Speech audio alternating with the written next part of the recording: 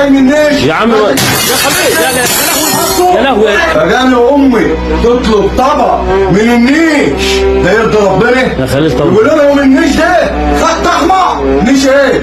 السلام عليكم يا جماعة. ده فيديو مكسر الدنيا حرفيا على كل الصفحات. شاب امه طلبت من مراته تاكل في طبق من اللي في النيش. طبعا انت عارفين النيش عند البنات خط احمر فعلا. فهو بيقول انا امي تطلب حاجة من النيش ومراته تقول لها ده النيش خط احمر. لا انا هكسر امه. اتفرجوا على الفيديو وبعد كده نتكلم. يا خليل يا لهوي يا استنى يا خليل ما تهزرش.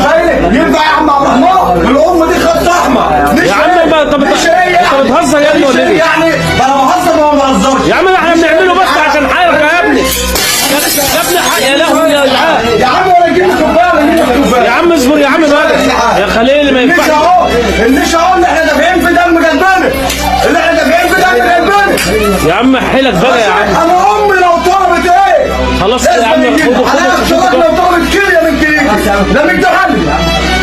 خلاص يا خليل بقى يا خليل انت كسرته. ما خلاص يا عم خليل عامل فيها اللي مفيش منك. لما تهدى على نفسك شوية.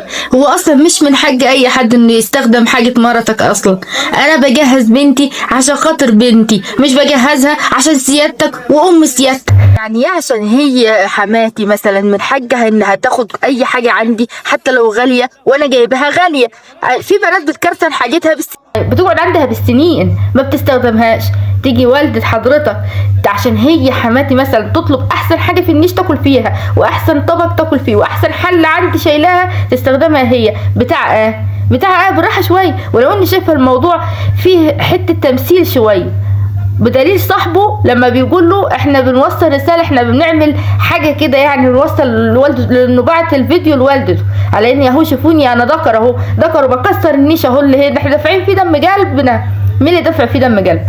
الاب هو اللي دافع دم قلبه في النيش مش انت بس جايب الخشب والنيش وطلبات النيش اقل طقم فيهم عامل الافات وابوه العروسه هو اللي جايبها. يعني دي حاجتها هي من حقها انها تقول ايوه يلع. مش من حقك انت يا استاذ خليل انك تعمل كده وانك تغصب عليها.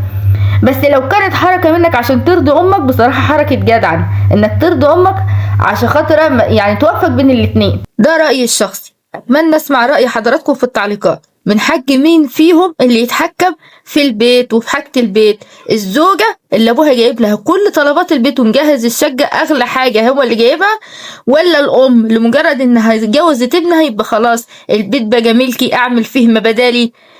وشكرا لحضراتكم.